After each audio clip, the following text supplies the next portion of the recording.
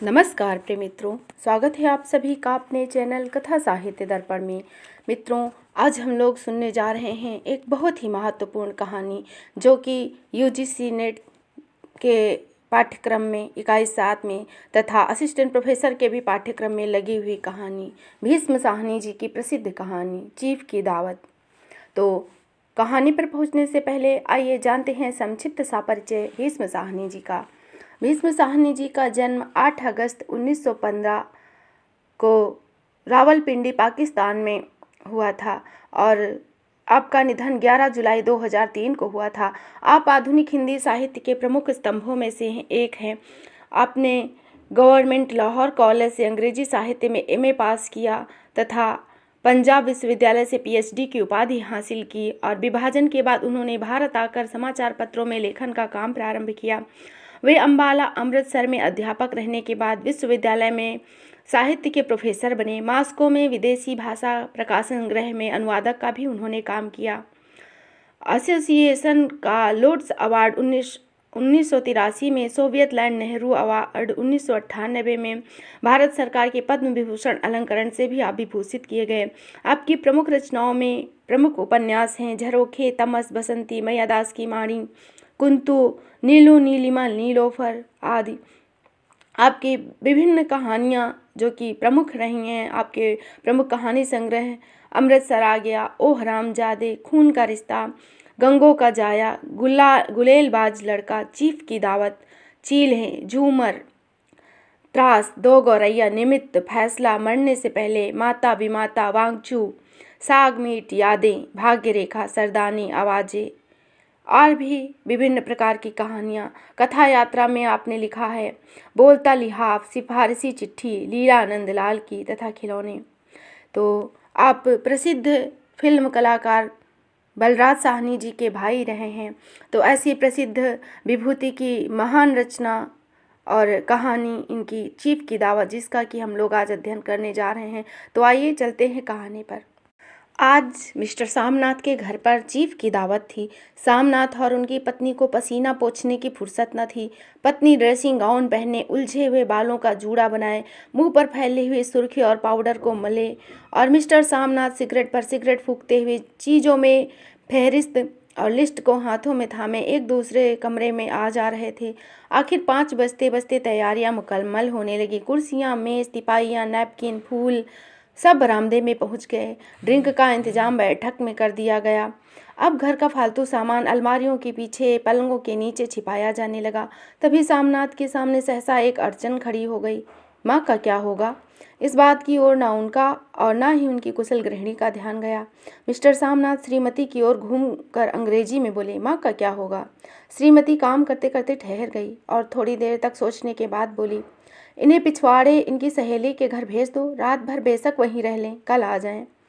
Samnath cigarette मुंह में रखे सिकुड़ती आंखों से श्रीमती के चेहरे की ओर देखकर पल भर सोचते रहे, फिर सिर हिलाकर बोले, नहीं, मैं नहीं चाहता कि उस बुढ़िया का आना जाना यहाँ फिर से शुरू हो। पहले ही बड़ी मुश्किल से बंद किया था। माँ से कहें कि जल्दी ही खाना खा के शाम को अपनी कोठरी में चली जाएं। मेहमान कहीं 8 बजे आएंगे, इससे पहले ही वे अपना काम निपटा लें। सुझाव ठीक था, दोनों को पसंद आया, मगर फिर सहसा श्रीमती बोल उठी। जो वह सो गई, नींद में खर्राटे लेने लगी, तो बरामदा पास में ही है जहाँ लोग खाना खाएंगे। तो इन्हें कह दें कि अंदर से दरवाज़ा बंद कर ले, मैं बाहर से ताला लगा दूंगा, या माँ से कह दूंगा कि अंदर जाकर सोए नहीं, बैठी रहें और क्या। और जो सो गई तो डिनर क्या मालूम कब तक चले, 11-12 बजे तक तो तुम ड्रिंक ही करते रहते हो। सामनाथ कुछ खींच कर बोले, अच्छी भली यह भाई के पास जा रही थी, तुम यूं ही खुद अच्छा बनने के लिए बीच में टांग अड़ा दी। वाह, तुम माँ बेटों की बातों में मैं क्यों बुरी बनूं? तुम जानो और वह जाने। मिस्टर सामनाथ चुप रहे। यह बहस का मौका न था, समस्या का हल ढूंढने को था। उन्होंने घूमकर माँ की कोठरी की ओर देखा। कोठरी का दरवाज़ा बरामदे में खुलता था। बरामदे की ओर देखते हुए झट से बोले, मैंने सोच लिया, और उन्हीं कदमों से माँ की कोठरी के बाहर जा खड़े हुए। माँ दीवार के साथ एक चौकी पर बैठी दुपट्टे से मुंह सिर लपेटे माला जप रही थी। सुबह से तैयारी होती देख माँ का दिल धड़क रहा था। बेटे के दफ्तर का बड़ा साहब घर पर आ रहा है, सारा काम सुबेते से चल जाए। माँ, आज तुम जल्दी खाना खा लेना, मेहमान लोग 7:30 बजे आएंगे। माँ ने धीरे से मुंह पर से दुपट्टा हटाया और बेटे को देखते हुए कहा, आज मुझे खाना नहीं खाना। बेटा, तुम जानते हो मांस मछली बने तो मैं नहीं खाती। जैसा भी हो आप अपना जल्दी काम निपटा लेना। अच्छा बेटा। और माँ, हम लोग पहले बैठक में बैठेंगे, उतनी देर तुम यहाँ बरामदे में बैठना। फिर जब हम यहाँ आ जाएंगे तो तुम गुसलखाने के रास्ते अपनी बैठक में चली जाना। माँ अवाक बेटे का चेहरा देखने लगी, फिर धीरे से बोली, अच्छा बेटा। और माँ, जल्दी सोना नहीं, तुम्हारे खर्राटे की आवाज़ दूर तक जाती है। माँ लज्जित सी बोली, क्या करूँ बेटा, मैं इसमें मेरा बस नहीं है। जब से बीमारी से उठी हूँ नाक से सांस नहीं ले पाती। मिस्टर सामनाथ ने इंतजाम तो कर दिया, फिर भी उनकी उधेड़ बुन खत्म नहीं हुई। जो चीफ अचानक उधर से निकला तो 8-10 मेहमान होंगे, देसी अफसर, उनकी स्त्रियां भी होंगी। कोई भी गुसलखाने की तरफ जा सकता है। क्षोभ भर क्रोध में वह झुलझुलाने लगे। एक कुर्सी को उठाकर बरामदे में कोठरी के बाहर रखते हुए बोले, आओ माँ, इस पर जरा बैठो तो।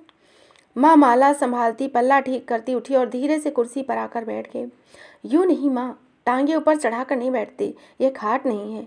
माँ ने टांगे नीचे उतार ली। और खुदा के वास्ते नंगे पाँव नहीं घूमना, ना ही वह खड़ाऊँ पहनकर सामने आना। किसी दिन तुम्हारी यह खड़ाऊँ उठाकर कमरे से बाहर फेंक दूंगा। माँ चुप रही। कपड़े कौन से पहनोगी माँ?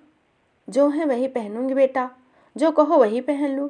मिस्टर सामनाथ मुंह में सिगरेट रखे फिर अधखुली आंखों से माँ की ओर देखकर बोलने लगे और माँ के कपड़ों की सोचने लगे। सामनाथ हर बात में तरतीब चाहते थे। घर का सब संचालन उनके हाथ में था। खूंटियों, कमरे और पर्दे कहाँ लगाए जाएं, बिस्तर कहाँ बिछे, किस रंग के पर्दे लगाए जाएं, श्रीमती कौन सी साड़ी पहने, मेज किस स्टाइल की हो। सामनाथ को चिंता थी, अगर चीफ का साक्षात्कार माँ से हो गया तो कहीं लज्जित न होना पड़े। माँ को सिर से पांव तक देखते हुए बोले, तुम सफ़ेद कमीज और सफ़ेद सलवार पहन लो माँ। पहन के आओ तो जरा देखूं। माँ धीरे से उठी और अपनी कोठरी में कपड़े पहनने चली गई। माँ, यह झमेला ही रहेगा। उन्होंने फिर अंग्रेजी में अपनी स्त्री से कहा, कोई ढंग की बात हो तो भी कहो, अगर कहीं कोई उल्टी सीधी बात हो गई तो चीफ को बुरा लगेगा, तो सारा मज़ा जाता रहेगा। माँ सफ़ेद कमीज और सफ़ेद सलवार पहनकर बाहर निकली। छोटा सा कद, सफ़ेद कपड़ों में लिपटा छोटा सा सूखा हुआ शरीर, धुंधली आंखें, केवल सिर के आधे झड़े बाल पल्ले की ओट में छिप पाए थे। पहले से कुछ कम कुरूप नजर आ रही थी। चलो ठीक है, कोई चूड़ियाँ उड़ियाँ हो तो वह भी पहन लेना, कोई हर्ज नहीं है। चूड़ियाँ कहाँ से लाऊं बेटा, तुम तो जानते हो सब जेवर तुम्हारी पढ़ाई में बिक गए। सामनाथ को यह वाक्य तीर की तरह लगा। तिनक कर बोले, यह कौन सा राग छेड़ दिया माँ, सीधे कह दो ना, जेवर है बस, इसमें पढ़ाई वढ़ाई का क्या ताल्लुक, कह दो जेवर नहीं है। जो जेवर बिका है तो कुछ बनकर ही आया हूँ, निरा लंडूरा तो नहीं लौट आया। जितना दिया था उससे दुगना ले लेना। मेरी जीभ जल जाए बेटा, जो तुमसे जेवर लूँगी। मेरे मुंह से यूं ही निकल गया, जो होते तो लाख बार पहनती। 5:30 बज चुके थे। अब मिस्टर सामनाथ को खुद भी नहा धोकर तैयार होना था। श्रीमती कब की अपने कमरे में जा चुकी थी। सामनाथ जाते हुए एक बार फिर माँ को हिदायत देकर गए, माँ, रोज की तरह गुमसुम बन के नहीं बैठना। अगर साहब इधर आ निकले और कोई बात पूछे तो ठीक से जवाब दे देना। मैं न पढ़ी न लिखी बेटा, मैं क्या बात करूँगी। तुम कह देना माँ अनपढ़ है, कुछ नहीं जानती, वह नहीं पूछेंगे। 7 बजते बजते माँ का दिल धड़कने लगा। अगर चीफ सामने आ गया और कुछ पूछा तो क्या जवाब दूंगी। अंग्रेजों को तो दूर से देखकर ही वह घबरा उठती थी। यह तो अमेरिकी है, ना मालूम क्या पूछ ले। मैं क्या कहूँगी। माँ का जी चाहा चुपचाप पिछवाड़े अपनी विधवा सहेली के घर चली जाए, मगर बेटे के हुक्म को कैसे टाल सकती थी। चुपचाप कुर्सी से टांगे लटकाए वह बैठी रही। एक कामयाब पार्टी वह है जिसमें ड्रिंक कामयाबी से चल जाए। सामनाथ की पार्टी सफलता के शिखर को चूमने लगी। वार्तालाप उसी रौ में बह रहा था जिस रौ में गिलास भरे जा रहे थे। कहीं कोई रुकावट नहीं थी, न कोई अड़चन थी। साहब को विस्की पसंद आई, मेम साहब को पर्दे पसंद आए, सोफा का कवर डिज़ाइन पसंद आया, कमरे की सजावट पसंद आई। इससे बढ़कर और क्या चाहिए। साहब तो ड्रिंक के दूसरे दौर में ही चुटकुले और कहानियां कहने लगे। दफ्तर में जितना रोब रखते थे यहाँ पर उतने ही दोस्त परवर हो रहे थे। उनकी स्त्री काला गाउन पहने, सफ़ेद मोतियों का हार, सेंट और पाउडर की महक से ओत-प्रोत कमरे में बैठी सभी देसी स्त्रियों की आराधना का केंद्र बनी हुई थी। बात बात पर हंसती, बात बात पर सिर हिलाती और शामनाथ की स्त्री से तो ऐसे बातें कर रही थी जैसे उनकी पुरानी सहेली हो। और इसी रो में पीते पिलाते 10:30 बज गए। वक्त गुजरते पता ही ना चला। आखिर सब लोग अपने अपने गिलासों में आखिरी घूंट पीकर खाना खाने के लिए उठे और बैठक से बाहर निकले। आगे आगे सामनाथ रास्ता दिखाते हुए, पीछे चीफ और दूसरे मेहमान। बरामदे में पहुंचते ही सहसा ठिठक गए। जो दृश्य उन्होंने देखा उससे उनकी टांगें लड़खड़ा गई और क्षण भर में सारा नशा हिरन हो गया। बरामदे में एन कोठरी के बाहर अपनी माँ को ज्यों की त्यों बैठी पाया, मगर दोनों पांव कुर्सी की सीट पर रखे हुए और सिर दाईं ओर से दाएं से बाएं झूल रहा था। मुंह से लगातार गहरे खर्राटों की आवाज आ रही थी। जब सिर कुछ देर के लिए टेढ़ा होकर एक तरफ को थम जाता तो खर्राटे और भी गहरे हो उठते, और फिर जब झटके से नींद टूटती तो सिर फिर दाएं से बाएं झूलने लगता। पल्ला सिर पर से खिसक आया और माँ के झड़े हुए बाल आधे गंजे सिर पर अस्त व्यस्त बिखरे थे। देखते ही सामनाथ क्रुद्ध हो उठे। जी चाहा माँ को धक्का देकर उठा दी और उन्हें कोठरी में ढकेल दें, मगर ऐसा करना संभव न था। चीफ और बाकी मेहमान पास खड़े हुए थे। माँ को देखते ही देसी अफसरों की स्त्रियां कुछ हंस दी, किंतु इतने में चीफ ने धीरे से कहा, पुअर डियर। माँ हड़बड़ा के उठ बैठी। सामने इतने लोगों को खड़ा देख ऐसी घबराई कि कुछ कहते न बना। झट से पल्ला सिर पर रखा और खड़ी हो गई और जमीन को देखने लगी। उनके पांव लड़खड़ाने लगे और हाथों की उंगलियां थर थर कांपने लगी। माँ, तुम जाके सो जाओ, तुम इतनी देर तक क्यों जाग रही थी? और खिसियाई हुई नजरों से सामनाथ चीफ के मुंह की ओर देखने लगे। चीफ के चेहरे पर मुस्कुराहट थी। वही खड़े खड़े बोले, नमस्ते। माँ ने झिड़कते हुए अपने सिमटे हुए हाथों को जोड़े, मगर एक हाथ दुपट्टे के अंदर माला को पकड़े था, दूसरा बाहर। ठीक तरह से नमस्ते भी ना कर पाई। सामनाथ इस पर भी खिन्न हो उठे। इतने में चीफ ने अपना दायां हाथ मिलाने के लिए माँ के आगे किया और माँ और भी घबरा उठी। माँ, हाथ मिलाओ। पर हाथ कैसे मिलाती? दाएं हाथ में तो माला थी। घबराहट में माँ ने बायां हाथ साहब के सामने रख दिया। सामनाथ दिल ही दिल में जल उठे। देसी अफसरों की स्त्रियां खिलखिलाकर हंस पड़ी। यूं नहीं माँ, तुम तो जानती हो दायां हाथ मिलाया जाता है, दायां हाथ मिलाओ। मगर तब तक चीफ माँ का बायां हाथ ही बार बार हिलाकर कह रहे थे, हाउ डू यू डू। माँ कहो, ठीक है, खैरियत से हूँ। माँ कुछ बड़बड़ाई। माँ कहती है मैं ठीक हूँ। कहो माँ, हाउ डू यू डू। माँ ने धीरे से सकुचाते हुए कहा, हाउ डू डू। एक बार फिर कहा उठा। वातावरण हल्का होने लगा। साहब ने स्थिति संभाल ली। लोग हंसने चहकने लगे। सामनाथ के मन का क्षोभ भी कुछ कम हो गया। साहब अपने हाथ में माँ का हाथ अभी भी पकड़े हुए थे और माँ सिकुड़ी जा रही थी। साहब के मुंह से शराब की बू आ रही थी। सामनाथ अंग्रेजी में बोले, मेरी माँ गांव की रहने वाली हैं, उम्र भर गांव में रही हैं, इसीलिए आपसे लजाती हैं। साहब इस पर खुश नजर आए। बोले, सच? मुझे गांव के लोग बहुत पसंद आते हैं। तब तो तुम्हारी माँ गांव के गीत और नाच भी जानती होंगी। चीफ खुशी से सिर हिलाते हुए माँ को टकटकी बांध कर देखने लगे। माँ, साहब कहते हैं कोई गाना सुनाओ, कोई पुराना गीत तुम्हें आता हो तो सुना दो, तुम्हें तो कितने ही याद होंगे। माँ धीरे से बोली, बेटा क्या गाऊंगी मैंने कब गाया है। वाह माँ, मेहमान का कहना कोई भी टालता है। साहब ने इतना रीझ के कहा है, नहीं गाओगी तो साहब को बुरा लगेगा। मैं क्या गाऊं बेटा, मुझे क्या आता है। वाह, कोई बढ़िया टप्पे सुना दो पत्तर अनारा दे। देसी अफसर और उनकी स्त्रियों ने इस सुझाव पर तालियां पीटी। माँ कभी दीन दृष्टि से बेटे के चेहरे को देखती, कभी पास खड़ी बहू के चेहरे को। इतने में बेटे ने गंभीर आदेश भरे लिहाज में कहा, माँ। इसके बाद हाँ या ना का सवाल ही नहीं उठता।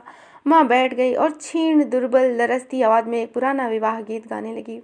हरियाणी माए हरियाणी भैणे, हरिया ते भागी भरिया हैं। देसी स्त्रियां खिलखिला के हंस उठी। 3 पंक्तियां गा के माँ चुप हो गई। बरामदा तालियों से गूंज उठा। साहब तालियां पीटना बंद ही नहीं कर रहे थे। सामनाथ की खींच प्रसन्नता और गर्व में बदल उठी। माँ ने पार्टी में नया रंग भर दिया। तालियां थमने पर साहब बोले, पंजाब के गांवों की दस्तकारी क्या है? सामनाथ खुशी से झूम रहे थे। बोले, ओह बहुत कुछ साहब, मैं आपको एक सेट उन चीज़ों का भेंट करूंगा, आप उन्हें देखकर खुश होंगे। मगर साहब ने सिर हिलाकर अंग्रेजी में पूछा, नहीं, मैं दुकानों की चीज़ नहीं मांगता। पंजाबियों के घरों में क्या क्या बनता है, औरतें खुद क्या बनाती हैं। सामनाथ कुछ सोचते हुए बोले, लड़कियां गुड़िया बनाती हैं और फुलकारियाँ बनाती हैं। फुलकारी क्या? सामनाथ फुलकारी का मतलब समझाने की असफल चेष्टा करने के बाद माँ से बोले, कोई माँ पुरानी फुलकारी पड़ी होगी घर में, ले आओ। माँ चुपचाप अंदर गई और अपनी पुरानी फुलकारी उठा लाई। साहब बड़ी रुचि से फुलकारी देखने लगे। पुरानी फुलकारी थी, जगह जगह से उसके तागे टूटे थे और कपड़ा फटने लगा था। साहब की रुचि को देखकर सामनाथ बोले, यह फटी हुई है साहब, मैं आपको नई बनवा दूंगा। माँ बना दोगी? क्यों, साहब को फुलकारी बहुत पसंद है, इन्हें ऐसी ही फुलकारी बना दोगी ना? माँ चुप रही, फिर डरते डरते धीरे से बोली, अब मेरी नज़र कहाँ है बेटा, बूढ़ी आंखों से क्या देखेंगी।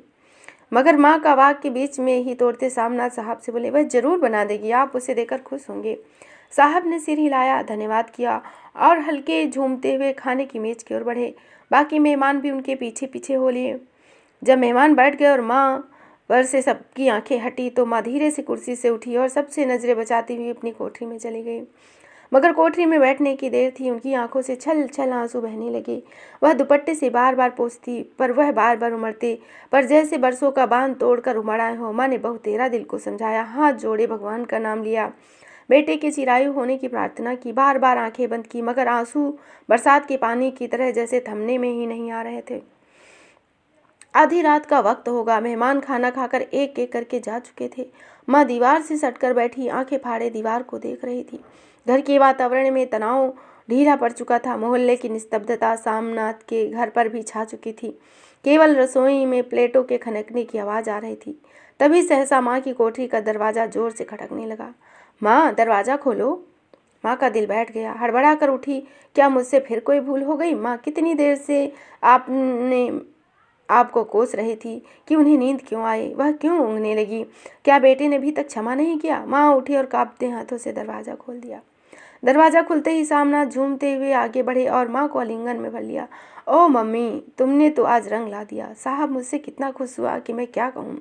ओ मम्मी, ओ मम्मी। माँ की छोटी सी काया सिमट कर बेटे के आलिंगन में छिप गई। माँ की आंखों में फिर आंसू आ गए।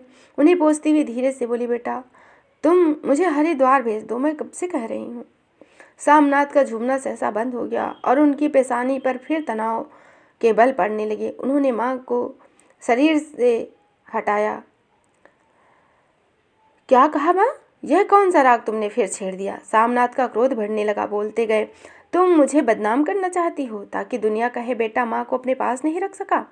नहीं बेटा, अब तुम अपनी बहू के साथ जैसा मन चाहे रहो। मैंने अपना खा पहन लिया, अब यहाँ क्या करूँगी? जो थोड़े दिन की जिंदगी बाकी है भगवान का नाम लूँगी। तुम मुझे हरिद्वार भेज दो। तुम चली जाओगी तो फुलकारी कौन बनावेगा माँ? साहब से तुम्हारे सामने ही फुलकारी देने का इकरार किया है। मेरी आंखें अब नहीं हैं बेटा जो फुलकारी बना सकूं।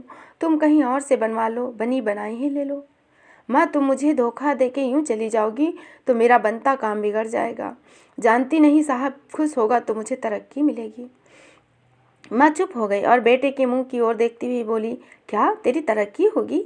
क्या साहब तेरी तरक्की कर देगा? क्या उसने कुछ कहा है? कहा नहीं माँ, मगर देखते नहीं कितना खुश होके गया है। कहता था जब तेरी माँ फुलकारी बनाना शुरू करेंगी तो मैं देखने आऊँगा कि कैसे बनाती हैं।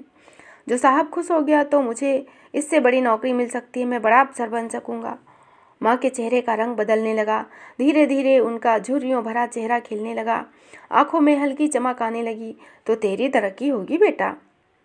तरक्की यूं ही तो नहीं हो जाएगी। साहब को खुश रखूँगा तो कुछ करेगा, वरना उसकी खिदमत करने वाले तो और भी लोग हैं। तो मैं बना दूंगी बेटा, जैसे बन पड़ेगा बना दूंगी। और माँ दिल ही दिल में फिर से बेटे के उज्जवल भविष्य की कामनाएं करने लगी। और मिस्टर सामनाथ सो जाओ कहते हुए माँ तनिक लड़खड़ाते हुए अपने कमरे की ओर घूम गए। तो मित्रों, इस तरह आपने सुनी भीष्म साहनी जी की एक प्रसिद्ध कहानी चीफ की दावत, जिसमें माँ और बेटे के संबंधों के अंतर्द्वंद का वर्णन किया गया है और यह बहुत ही मार्मिक कहानी है। आशा है आपको यह कहानी अवश्य ही पसंद आई होगी। तो मित्रों, यदि आपको यह कहानी पसंद आए तो आप इसे लाइक करिए और हमारे चैनल को सब्सक्राइब करिए और हमारा सहयोग करिए। आपके सहयोग की हमें आकांक्षा और आवश्यकता भी है। तो फिर मिलेंगे इसी तरह एक महत्वपूर्ण तथ्य के साथ। और मित्र, आपसे यह निवेदन है कि यदि आप किसी इस विषय पर अपनी राय रखना चाहते हैं तो आपके सुझावों का स्वागत है। धन्यवाद। जय हिंद, जय हिंदी।